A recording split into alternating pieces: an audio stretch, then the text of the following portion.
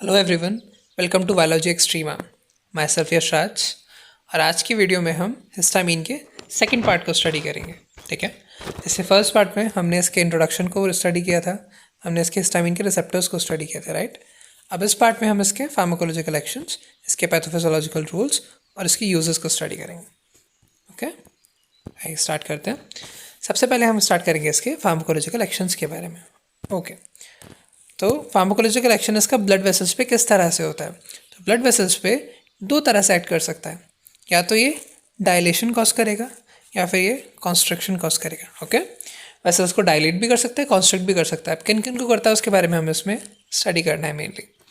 ये जो small blood vessels होती हैं, जितने भी कैपिलरीज हो गए या आर्टेरियोल्स हो गए, वेन्यूल्स हो गए, स्मॉल ब्लड वेसल्स जितने भी होते हैं, उन सब में डायलेशन कॉज करता है। ठीक है, हिस्टामीन जितने भी स्मॉल ब्लड वेसल्स होते हैं उसके अंदर डायलेशन कॉज करता है। उसके पीछे दोनों ही रिस्पॉन्सिबल होते हैं। H1 कॉम्पोनेंट भी रिस्पॉन्सिबल है और H2 कॉम्पोनेंट भी रिस्पॉन्सिबल है। हमने 4 तरह के रिसेप्टर्स पढ़े थे, H1, H2, H3, H4, right. इससे पहले वाले वीडियो में उसमें से स्टार्टिंग जो हमने 2 रिसेप्टर्स पढ़े थे, H1 रिसेप्टर और H2 रिसेप्टर, ये दोनों देखा था हमने, जो मेनली हमारे रोल प्ले करते हैं। मेनली जो जितने भी फार्माकोलॉजिकल एक्शंस वगैरह, जितने भी हमारे जो मेनली रोल प्ले करेंगे, वो H1 और H2 रिसेप्टर्स प्ले करते हैं। तो इसीलिए H1 और H2 दोनों ही कंपोनेंट इसके लिए रिस्पॉन्सिबल है यहाँ पे। ठीक है, H1 कंपोनेंट किस तरह से रिस्पॉन्सिबल होता है, देखिए। H1 कंपोनेंट डायरेक्टली नहीं करता, जैसे कि किसी भी रिसेप्टर का या रिसेप्टर मीडिएट कोई भी एक्शन होता है तो वो किस तरह से परफॉर्म होता है। यूजुअली एक रिसेप्टर प्रेजेंट होगा, उस पर उसका जो भी एक पर्टिकुलर, सपोज जैसे हिस्टामीन का रिसेप्टर है, तो हिस्टामीन आएगा, उसके उस पर आकर इस तरह से बाइंड कर जाएगा और अपना फंक्शन परफॉर्म करेगा, राइट। यूजुअली इस तरह से ही होता है। लेकिन यहाँ पर क्या हो, जो H1 कॉम्पोनेंट होता है वो इनडायरेक्टली अपना फंक्शन प्ले करता है। कैसे? सबसे पहले जो EDRF होता है, what is EDRF? EDRF is endothelium dependent releasing factor. जो एंडोथीलियम पे डिपेंडेंट होता है, इस तरह का रिलीजिंग फैक्टर जो कि एंडोथीलियम पे डिपेंडेंट है, ब्लड वेसल्स के एंडोथीलियम पे। जो कि क्या है वो फैक्टर? वो फैक्टर है NO, मतलब के नाइट्रिक ऑक्साइड। तो ये नाइट्रिक ऑक्साइड को रिलीज कराता है। हिस्टामीन रिलीज होगा, हिस्टामीन फिर नाइट्रिक ऑक्साइड को रिलीज कराएगा, देन वो नाइट्रिक ऑक्साइड जाके अपना वेसोडाइलेशन कॉज करेगी। यूजुअली नाइट्रिक ऑक्साइड जो होती है बच्चों, वो एक पोटेंट वेसोडाइलेटर होती है। ठीक है, तो यूजुअली जो H1 कॉम्पोनेंट होगा डायरेक्टली अपना काम ना करके EDRF के थ्रू, मतलब के नाइट्रिक ऑक्साइड के थ्रू वेसोडाइलेशन कॉज कराता है। H2 कॉम्पोनेंट ये डायरेक्टली अपना फंक्शन प्ले करता है। हिस्टामीन रिलीज होगा, जो स्मूथ मसल्स होंगे, वेस्कुलर स्मूथ मसल्स, उसके H2 रिसेप्टर्स पे जाके वो बाइंड हो जाएगा और अपना फंक्शन प्ले कर देगा। ठीक है, तो इस तरह से स्मॉल ब्लड वेसल्स का हो जाता है vasodilation. Now comes large blood vessels. जो लार्ज ब्लड वेसल्स होती है उसका क्या होता है? कंस्ट्रक्शन हो जाता है इसके थ्रू। ओके, और ये फंक्शन जो होता है कंस्ट्रक्शन का, वो होता है सिर्फ और सिर्फ H1 रिसेप्टर की वजह से, जो कि वेस्कुलर स्मूथ मसल्स पर प्रेजेंट है। ठीक है, तो वेसोडाइलेशन होता है H1 H2 दोनों कंपोनेंट की वजह से। H1 कंपोनेंट हमने देखा कि वो इनडायरेक्टली कर रहा है, जबकि H2 कंपोनेंट जो है वो डायरेक्टली इस तरह से रोल प्ले करता है।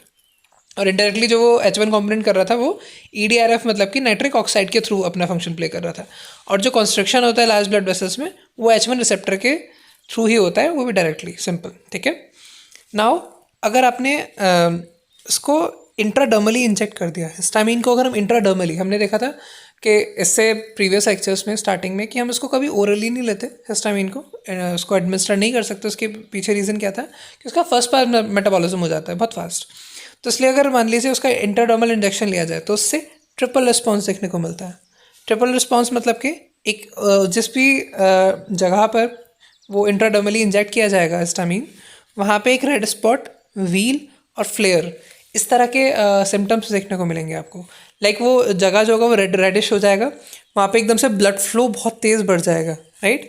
रेड स्पॉट मतलब कि रेडिश हो जाएगा, व्हील उसका ब्लड फ्लो बहुत तेज़ हो जाएगा, जिसकी वजह से फ्लेयर्स, मतलब कि बिल्कुल ना ऐसे जलना सा लगेगा आपको उस जगह पे, उस पर्टिकुलर जगह पे बहुत ज़्यादा हीट हो जाएगा, हीटेड सा एरिया। तो इस तरह से इसका ट्रिपल रिस्पॉन्स देखने को मिलता है।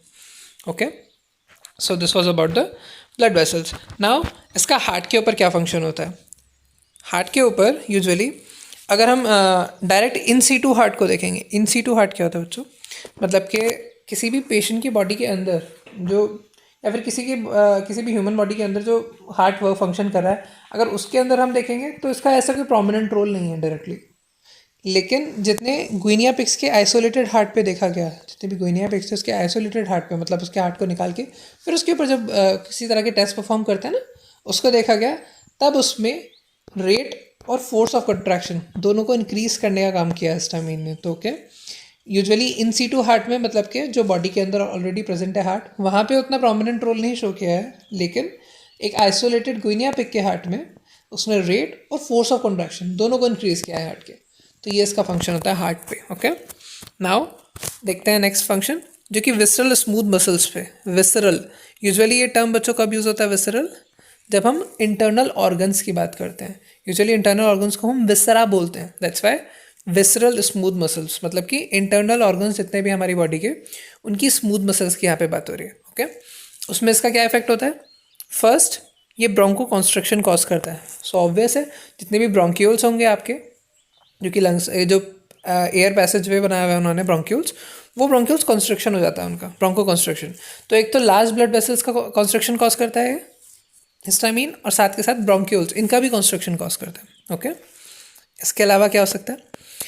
इसके अलावा जो एब्डोमिनल क्रैम्प्स होते हैं या फिर कोलिक होता है, इनको इंक्रीज करता है by like increasing intestinal contractions. Intestine की कुछ कॉन्ट्रैक्शंस को इंक्रीज करके आपके एब्डोमिनल क्रैम्प्स को इंक्रीज करता है। तो आपको ऐसे क्रैम्प्स होगा, मरोड़ सी पेट में होना, तो उसकी वजह से हल्का हल्का पेन सा, एक अलग से क्रैम्प से, उसको कॉज करने का काम होता है अगर इसकी लार्ज डोज आपकी बॉडी में चली जाए तो। ठीक है, तो ये इसका सेकेंड फंक्शन हुआ विसरल स्मूथ मसल्स पे। थर्ड, जो स्मूथ मसल्स का कॉन्ट्रैक्शन कॉज करता है ये, और ऐसा क्यों कर पा रहे हैं? स्मूथ मसल जितनी भी है कॉन्ट्रैक्ट हो रही है, हमने ऊपर देखा ब्रोंको कंस्ट्रक्शन हो रहा है, नीचे एब्डोमिनल क्रैम्प्स हो रहे हैं, तो किसकी वजह से? H1 रिस्पॉन्स है वो, मतलब कि H1 रिसेप्टर के थ्रू ये वाला फंक्शन कॉज हो रहा है।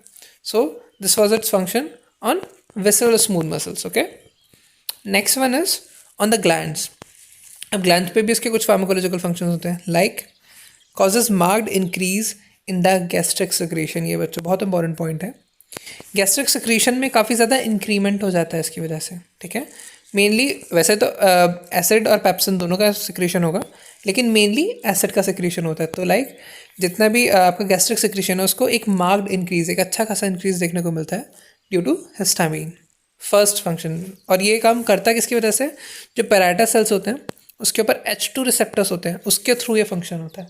ओके, जो पैराइटल सेल्स हैं उसके H2 रिसेप्टर्स के जो होते हैं उसके थ्रू ये फंक्शन होता है, गैस्ट्रिक सिक्रीशन को इंक्रीज करा देता है, जिसकी वजह से एक एसिडिटी वाली कंडीशन हो जाएगी, आपको हाइपर एसिडिटी का इशू हो सकता है। ओके, नेक्स्ट फंक्शन होता है सेंसरी नर्व एंडिंग्स पे। तो यूजुअली अगर हिस्टामिन को इंजेक्ट किया जाए इंट्राक्यूटेनियसली, ओके, अगर उसको इंट्राक्यूटेनियसली इंजेक्ट किया जा रहा है, तब इस तरह से सेंसरी नर्व एंडिंग्स में इचिंग और पेन देखने को मिलता है। ओके, ईचिंग होगी या तो उस जगह पे जहाँ पे अगर इंट्राक्यूटेनियसली, लाइक जब इंट्राक्यूटेनियस इंजेक्शन दिया है हिस्टामिन का, तो या तो उस जगह पर इचिंग हो जाएगी, और अगर ज़्यादा ही कंसनट्रेशन दे दिए तो उससे पेन होना स्टार्ट हो जाएगा उस पर्टिकुलर जगह पे जहाँ पे आपने उसको एडमिनिस्टर किया है। तो ये किसकी वजह से होता है? क्योंकि वो सेंसरी नर्व एंडिंग्स जो है वहाँ पे वो इरिटेट हो जा रही है, दैट्स वाई। तो इसकी वजह से आपको वहाँ पे इचिंग या फिर पेन कॉज होगा। एक ये फार्माकोलॉजिकल एक्शन हुआ। नेक्स्ट क्या होता है इसका? ऑटोनॉमिक गैंग्लिया और एड्रिनल मेड्यूला पे।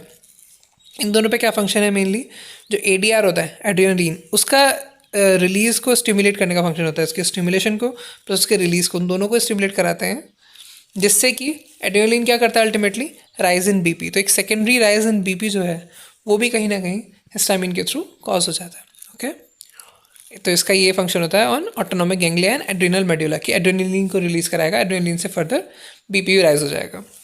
नेक्स्ट फंक्शन जो होता है वो CNS पे, सेंट्रल नर्वस सिस्टम के ऊपर। सेंट्रल नर्वस सिस्टम में हम देखेंगे तो मेनली BBB होता है, ब्लड ब्रेन बैरियर, है ना। कोई भी चीज़ डायरेक्टली ब्रेन के अंदर एंटर नहीं कर सकती, उसको ब्लड ब्रेन बैरियर के थ्रू होके पास होना होता है, उसकी परमेबिलिटी बहुत ही लो होती है, राइट। तो ये हिस्टामिन भी उसके थ्रू क्रॉस नहीं कर सकता, तो इसीलिए इसके अगर कुछ इंट्रा सेरिब्रो वेंट्रिकुलर एडमिनिस्ट्रेशन अगर किया जाए उसका, इंट्रा सेरिब्रो वेंट्रिकुलर, ठीक है। सेरिब्रो वेंट्रिकुलर जो सेरिब्रम में जो वेंट्रिकुलर हमारे जितने सेरिब्रो वेंट्रिकुलर है उसके इंट्रा मीन्स उसके इनसाइड अगर इसका इंजेक्शन दिया जाएगा, उसको एडमिनिस्टर इस तरह से किया जाएगा हिस्टामिन को, तब उसमें कोई ना कोई एक्शन शो करेगा, क्योंकि ऑब्वियस है BBB को क्रॉस नहीं कर रहा है, मतलब ब्लड ब्रेन बैरियर को वो क्रॉस ही नहीं कर रहा, तो तब तक वो हमारे ब्रेन के अंदर एंटर नहीं करेगा तो कोई भी फंक्शन ही नहीं प्ले करेगा। लेकिन जब उसको इंट्रा सेरेब्रो वेंटिकुलर आप एडमिनिस्टर करोगे पर्टिकुलरली, तब जाके वो बीपी में राइस कॉज करेगा, कार्डियक स्टिमुलेशंस करेगा, बिहेवियर अराउजल होगा, हाइपोथर्मिया भी देखने को मिल सकता है, वॉमिटिंग और एडीएच का release means anti diuretic hormone. तो इन सभी का थोड़ा थोड़ा थोड़ा कुछ ना कुछ फंक्शन देखने को मिलेगा, लेकिन जब वो इंट्रा सेरेब्रल वेंटिकुलरली एडमिनिस्टर किया जाएगा। अदर देन दैट वो ट्रिपल बी को क्रॉस नहीं कर सकता। तो अगर बॉडी के अंदर सिंपली नॉर्मली रिलीज हो रहा है हिस्टामिन या फिर आपके ब्लड सर्कुलेशन में है, तब जाके वो आपके ब्रेन में एज सच को सीएनएस में फंक्शन नहीं कॉज करता। तो ये था अबाउट इसके फार्माकोलॉजिकल एक्शंस। ओके बच्चों, अब बात करते हैं हिस्टामिन के पैथोफिजियोलॉजिकल रोल्स के बारे में। ओके, किस तरह की पैथोफिजियोलॉजीज कॉज कर सकता है हमें, राइट। तो सबसे पहले गैस्ट्रिक सिक्रीशन की बात करते हैं। अभी हमने ऊपर इसके फार्माकोलॉजिकल एक्शंस में पढ़ा था, राइट, कि ग्लैंड्स में ये गैस्ट्रिक सिक्रीशन कॉज कराता है, राइट। सो वही सबसे पहले इसकी फिर पैथोफिजियोलॉजी हो गई, क्योंकि अगर गैस्ट्रिक सिक्रीशन कर रहा है मतलब कि एसिडिटी को इंक्रीज कर सकता है, एक हाइपर एसिडिटी कॉज कर सकता है। वो सबसे पहला पैथोफिजियोलॉजी इसका यही हो जाता है कि हिस्टामिन जो है उसका एक डोमिनेंट रोल है HCl के सिक्रीशन में, स्टमक में जो भी HCl का सिक्रीशन हो रहा है, राइट। तो इसमें इसका काफ़ी डोमिनेंट रोल होता है। कैसे कर रहा है वो अब देखिए नेक्स्ट स्टेप में इसमें बताया हुआ है कि जितने भी वहाँ पे नॉन मास्ट सेल्स होते हैं, मेनली हमने सब बहुत स्टार्टिंग में बिल्कुल इससे पहले वाले वीडियो में पढ़ा था, हिस्टामिन कहाँ पर स्टोर्ड होता है, मास्ट सेल के ग्रेन्यूल्स के अंदर, राइट। अब अगर हम यहाँ पे बात करेंगे गैस्ट्रिक सिक्रीशन कैसे किस तरह से ये इंक्रीज कर दे रहा है, कैसे वो पैथोफिजियोलॉजिकल रोल प्ले कर रहा है यहाँ पे, तो जितने भी वहाँ पे नॉन मास्ट सेल्स होते हैं जैसे हिस्टामिनोसाइट्स, राइट, जिसके अंदर हिस्टामिन प्रेजेंट है, उसका जो हिस्टामिन है वो वहाँ से लोकली रिलीज होता है, मतलब कि उस पर्टिकुलर जगह पर रिलीज होगा। रिलीज होने के बाद H2 रिसेप्टर पे वो अपना बाइंड करेगा और उसकी वजह से प्रोटॉन पंप एक्टिवेट हो जाता है। ओके बच्चों, प्रोटॉन पंप एक्टिवेट होगा और जब प्रोटॉन पंप एक्टिवेट होगा तो ऑब्वियसली वो प्रोटॉन्स को रिलीज करेगा, एसिड को फॉर्म करेगा एंड अल्टीमेटली एसिडिटी इंक्रीज हो जाएगी, एक हाइपर एसिडिटी वाली कंडीशन आ जाएगी। तो ये हिस्टामिन का पूरा फर्स्ट पैथोफिजियोलॉजी होता है अबाउट द गैस्ट्रिक सिक्रीशन, किस तरह से वो गैस्ट्रिक सिक्रीशन को कॉज करता है, right. Now second is the allergic phenomenon. So अगर बात की जाए तो सबसे पहले जब हिस्टामिन को डिस्कवर किया गया था एंशिएंट टाइम्स में, तो सबसे पहला जो उसका फंक्शन या रोल देखने को मिला था किसी पैथोफिजियोलॉजी में वो था अबाउट हाइपर सेंसिटिविटी रिएक्शंस, मतलब कि एलर्जिक रिएक्शंस। सबसे जो मेजर कॉज था उसका कहीं ना कहीं, मतलब हाइपर सेंसिटिविटीज़ रिएक्शन का जितने भी एलर्जीज़ का, वो सब में हिस्टामिन का काफ़ी मेजर रोल देखने को मिला था सबसे स्टार्टिंग में। तो इसका रोल जो है हाइपर सेंसिटिविटीज़ में काफ़ी मेन होता है, जैसे कि ये अर्टिकेरिया को, एंजियोडीमा, ब्रोंकोकंस्ट्रिक्शन, एनाफाइलेटिक शॉक, इस तरह की सब के लिए एक पॉजिटिव एजेंट बन जाता है। जितने भी ये पैथोफिजियोलॉजीज़ हैं इन सब के लिए एज अ पॉजिटिव एजेंट होता है।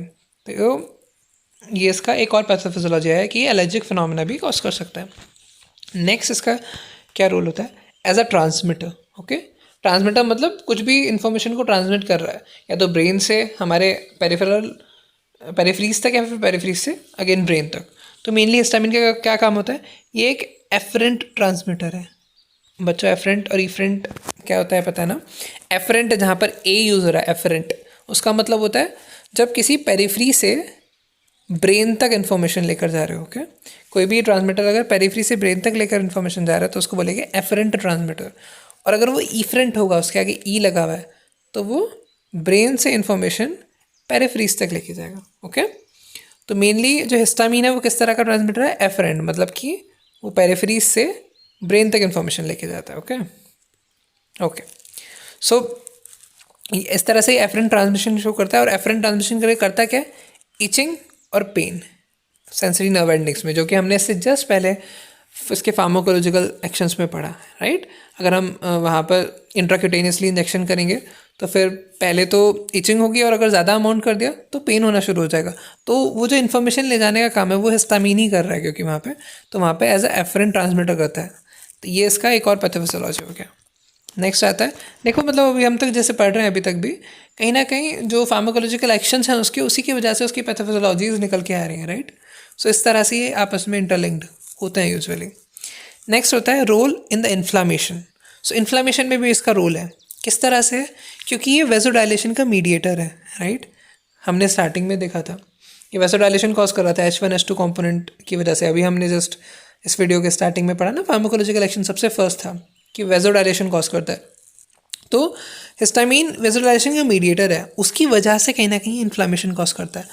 ये कैसे होता है देखो, यूजुअली वेसोडाइलेशन हुआ मतलब कि वेसल्स डायलेट हो गई पूरी तरह से, जो सेल्स का परमिएबिलिटी है वो भी इंक्रीज हो जाता है वहाँ पे फिर, क्योंकि सेल्स जो हैं उनके बीच का स्पेस धीरे धीरे स्पेसिंग ज़्यादा होनी स्टार्ट हो गई ना। जैसे कोई भी चीज़ अगर कंस्ट्रक्टेड फॉर्म में है तो उसके अंदर अगर सेल्स से बनी, मान लीजिए कोई जैसे वेसल है, वो अगर कंस्ट्रक्टेड फॉर्म में तो उसके सेल्स के बीच में उतना स्पेस नहीं प्रेजेंट होगा, लेकिन जैसे वो डायलेट करेगी, थोड़ा फैल जाएगी, एक्सपांड कर जाएगी, उस टाइम पे उसके सेल्स के बीच में कहीं ना कहीं थोड़ा थोड़ा स्पेस बढ़ जाएगा, तो परमिएबिलिटी बढ़ जाती है उसकी वेसल्स की।